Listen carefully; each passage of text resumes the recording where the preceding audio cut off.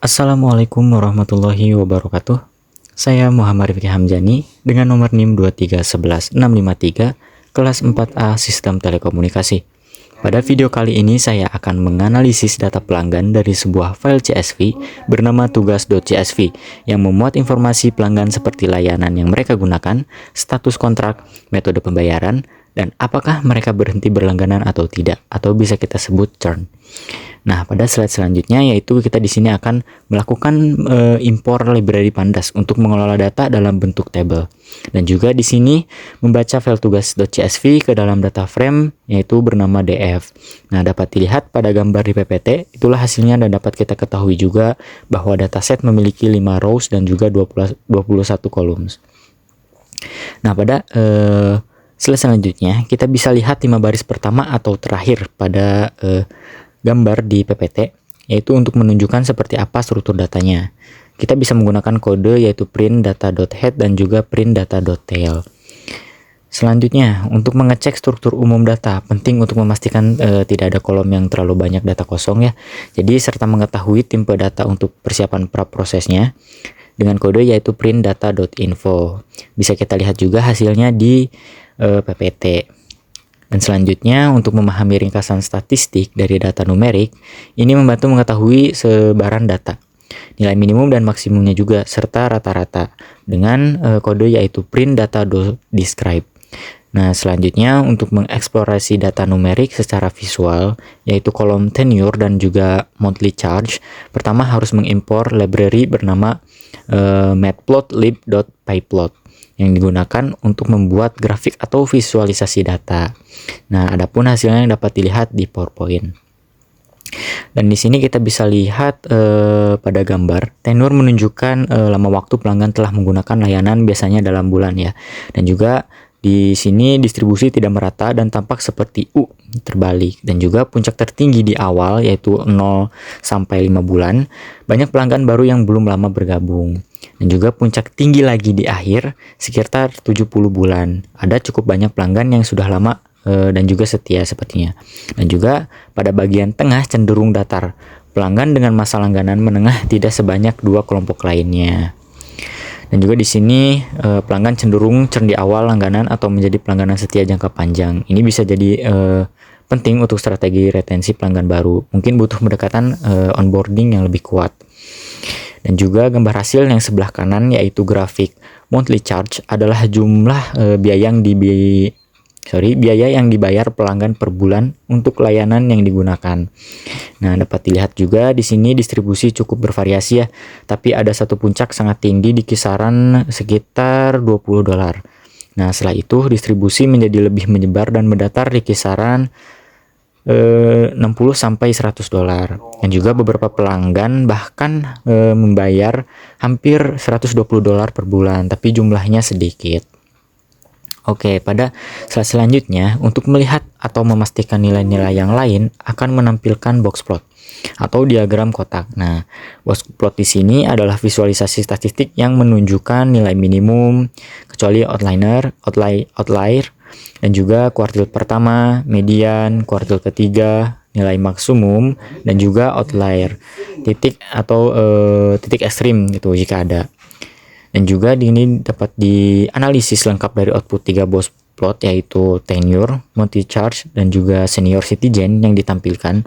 Dan juga dapat dilihat pada hasil box plot yang ada di PowerPoint. Kita bisa lihat pada bagian box plot of tenure, median atau Q2-nya terlihat sekitar bulan ke-29 dan juga kuartil pertamanya kita bisa lihat sekitar 8 sampai 10 bulan dan juga kuartil ketiga bernilai 75% yaitu sekitar 55 sampai 60 bulan. Nah, di sini rentang interkuartilnya sekitar 50 bulan menunjukkan variasi yang besar antara pelanggan. Nah, garis luarnya menyentuh angka terendah yaitu mendekati 0 dan tertinggi mendekati 72. Berarti tidak ada outlier yang mencolok. Selanjutnya pada box plot yang kedua yaitu pada box plot monthly charge, median berada sekitar $70 mungkin mendekati $69 sampai $72. Dan juga kuartil pertama dan kuartil ketiganya membentang di sekitar $35 sampai $90. Adapun beberapa outlier kecil di atas $115, yaitu itu tidak terlalu ekstrim. Dan juga rentang data besar dari sekitar $18 sampai $1020. Selanjutnya, sedangkan pada bagian box plot terakhir atau box plot senior citizen itu terdapat dua nilai utama, yaitu 0 dan 1, yang berarti 0 itu bukan warga senior dan 1 itu adalah warga senior. Nah, bisa kita analisis juga nilai 0 muncul sangat sering karena ditampilkan sebagai posisi utama dari box, dan juga nilai 1 terlihat sebagai outlier tunggal. Meskipun sebenarnya itu adalah nilai valid karena hanya ada dua kelas ya, 0 dan juga 1.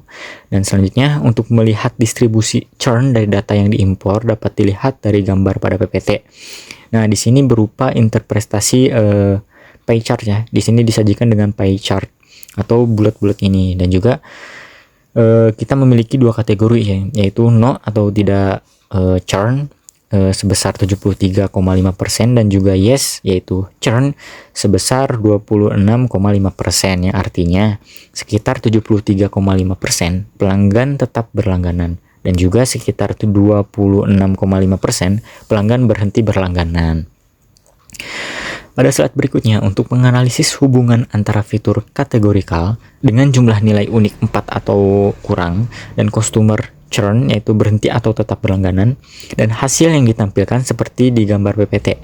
Dilihat pada grafik di slide PPT di sini, sumbu X yaitu memiliki dua kategori, no dan juga yes, yang dimana no pelanggan yang tidak churn yang masih berlangganan, dan juga yes pelangganan yang churn berhenti berlangganan.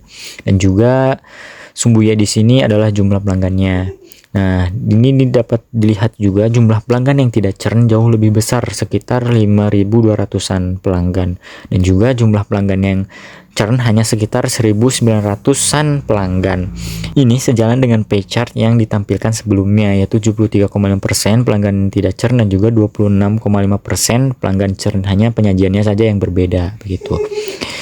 Selanjutnya, untuk mengetahui hubungan antara tenure, yaitu lamanya berlangganan, dan monthly charge, yaitu biaya bulanan, dapat dilihat hasil yang didapatkan dengan visualisasi scatter plot dari hubungan antara tenure dan juga monthly charge. Di sini kita dapat lihat pada gambar di PPT ya, sumbunya itu ada dua, yaitu x-axis atau tenure menunjukkan lama waktu berlangganan ya, yang sudah dijelaskan tadi, dan juga y yaitu monthly charge, yaitu biaya bulanan yang dibayar oleh pelanggan. Di sini kita dapat lihat juga warna biru dan juga warna merah. Warna merah ini pelanggan yang churn dan juga pelanggan yang tidak churn itu ditandakan sebagai warna biru. Dan skala warna di kanan menunjukkan mapping antara churn yes 1 atau no sama dengan 0. Nah, adapun di sini churn tenure memiliki rata-ratanya yaitu 37,57 bulan untuk no, dan juga yes-nya itu 17,96 bulan untuk tenure. Dan juga pada monthly charge-nya di sini untuk no-nya itu $61,27 dan juga yes-nya itu 74 sampai $44. Selanjutnya, pada slide ini melakukan normalisasi atau rescaling pada fitur numerik agar nilai-nilai berada dalam rentang 0 sampai 1. Hal ini penting agar semua fitur numerik memiliki skala yang sama, dan juga mode machine learning-nya seperti KNN, SVM, dan juga ANN bisa bekerja lebih optimal. Nah, dapat dilihat juga hasil yang dihasilkan nilai-nilai menjadi numerik 0 dan juga 1 ya pada gambar di PPT. Selanjutnya, melakukan oversampling karena imbalance menggunakan teknik smooth yang membuat data sintetik atau artificial. Nah, untuk kelas minoritas, yes dalam kasus current bukan sekedar menduplikasikan data. Dapat dilihat juga gambar di samping kanan berupa hasil smooth-nya itu. Nah, pada gambar di kiri, yaitu sebelum smooth atau grafik di kiri, sebelum smooth, grafik menunjukkan ketimpangan data, yaitu kelas 0 itu tidak churn berjumlah sekitar 4,138 sampel atau 438 sampel, dan juga kelas 1 atau churn jauh lebih sedikit, sekitar 1.500 sampel. Nah, hal ini menunjukkan klasifikasi tidak seimbang atau imbalance dataset yang bisa menyebabkan model cenderung memprediksi tidak churn dan juga akurasi tinggi tapi tidak menangkap churn secara baik, buruk untuk bisnis tersebut begitu. Dan juga kita bisa lihat juga pada gambar kanan, yaitu setelah smooth atau setelah di oversampling, setelah menggunakan smooth gitu, kelas minoritas 1 atau churn itu ditambah secara sintetik hingga seimbang dengan kelas seimbang dengan kelas mayoritas gitu. Hasilnya kita bisa lihat di sini, kelas 0 itu atau tidak churn itu menjadi tetap ya 4,138, dan juga kelas 1 atau churn-nya itu meningkat dari 1.500 menjadi 4.138, itu disintetis ya. Dan juga distribusi seimbang sempurna 50/50 gitu. Model ini bisa juga belajar dari kedua kelas secara adil gitu. Selanjutnya pada slide ini juga dilakukan perbandingan performa beberapa model klasifikasi menggunakan key fold cross validation atau bisa kita singkat CV. Nah, pada dataset yang sudah diseimbangkan dengan smooth dapat dilihat hasil yang didapatkan. Gitu. Pada gambar di kanan kita bisa lihat dan juga dapat dianalisis gitu ya, bahwa random forest dan XGBoost ini biasanya unggul karena mereka kuat terhadap noise dan bisa menangani data yang kompleks gitu. Dan juga logistic regression ini cocok untuk baseline model simple gitu, tapi bisa cukup akurat gitu. KNN di sini dan juga decision tree kadang overfitting atau underform tergantung distribusi fiturnya. SVC juga bagus tapi sensitif terhadap skala data dan parameternya. Oke, slide selanjutnya akan menampilkan confusion matrix dari model random forest dengan metrik akurasi gitu. Dan juga bisa kita lihat di sini gambar di kanan merupakan contoh hasil dari kelima gambar yang dihasilkan gitu. Namun gambar di kanan ini menampilkan confusion matrix dari model random forest dengan matriks akurasi begitu. Nah, bisa kita analisis juga gitu confusion matrix di sini, TP atau true positifnya yaitu memiliki nilai 826 gitu. Model memprediksi positif dan benarnya gitu. Dan juga pada true negatif atau bisa kita singkat TN, model memprediksi negatif dan benar sebesar 829 gitu. Dan juga false positifnya di sini, model memprediksi positif tetapi sebenarnya negatif itu memiliki nilai 1. Dan juga false negatif ini model memprediksi negatif tapi sebenarnya positif, memiliki nilai 0 gitu. Dengan akurasi grafik di gambar pada PPT ini yaitu 0,9999, jika rata-rata dari kelima hasil semuanya gitu memiliki rata-rata 0,99978%. Nah, selanjutnya akan menggunakan model Key Nurses Neighbors atau kita bisa singkat KNN untuk klasifikasi dengan key fold cross validation dan evaluasi menggunakan confusion matrix serta akurasi. Dan sama seperti sebelumnya, saya di sini menggunakan satu contoh hasil gambar untuk dijelaskan dari kelima hasil yang dikeluarkan gitu. Nah, dapat dilihat pada gambar di PPT, true positifnya memiliki nilai 721, jadi model memprediksi satu dengan benar. Selanjutnya true negatifnya memiliki nilai 574, false positifnya memiliki nilai 256, dan juga false negatifnya memiliki 105. Nah, dengan akurasi di gambar yaitu 0,78 dengan rata-rata akurasi dari kelima hasil menjadi 0,78, meningkat ya.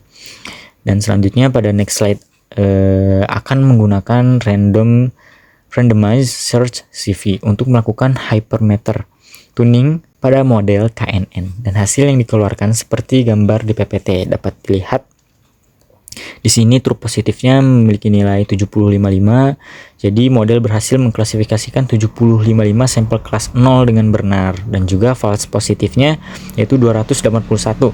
Nah, 281 sampel kelas 0 diklasifikasikan sebagai kelas 1, yang berarti model sering mengira data negatif sebagai positif atau false positif rate tinggi, dan juga bisa menyebabkan masalah jika kasusnya adalah deteksi penipuan atau penyakit, di mana salah klasifikasi bisa berbahaya. Nah, pada false negatifnya di sini kita bisa lihat 127 yang memiliki sampel kelas 1 salah diklasifikasikan sebagai 0. Dan ini menunjukkan bahwa model masih kesulitan mengenali kelas minoritas dengan baik. Dan selanjutnya pada true negatif memiliki nilai 246, yaitu model dengan benar memprediksi 246 sampel kelas 1. Oke, pada slide berikutnya juga akan melakukan evaluasi model KNN menggunakan CV dengan 5 lipatan atau folds dengan menggunakan hypermeter yang sudah ditentukan sebelumnya seperti metric, and neighbors, dan juga weight-nya itu adalah distance. Dan hasil mengeluarkan 5 keluaran dengan salah satunya seperti pada gambar di PPT ini bisa dilihat. Confusion matrix ini menunjukkan jumlah prediksi yang benar dan salah yang dibuat oleh model.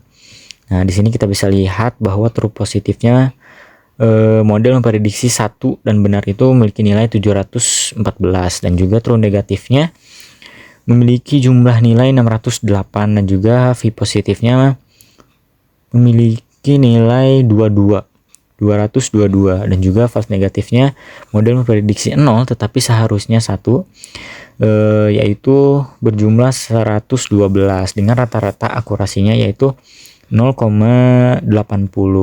Mungkin cukup sekian yang saya dapat sampaikan pada analisis data pelanggan dari sebuah file CSV bernama tugas.csv. Mohon maaf jika ada penjelasan yang salah dan juga penjelasan yang terlalu terburu-buru. Saya ucapkan terima kasih. Mohon maaf. Wassalamualaikum warahmatullahi wabarakatuh.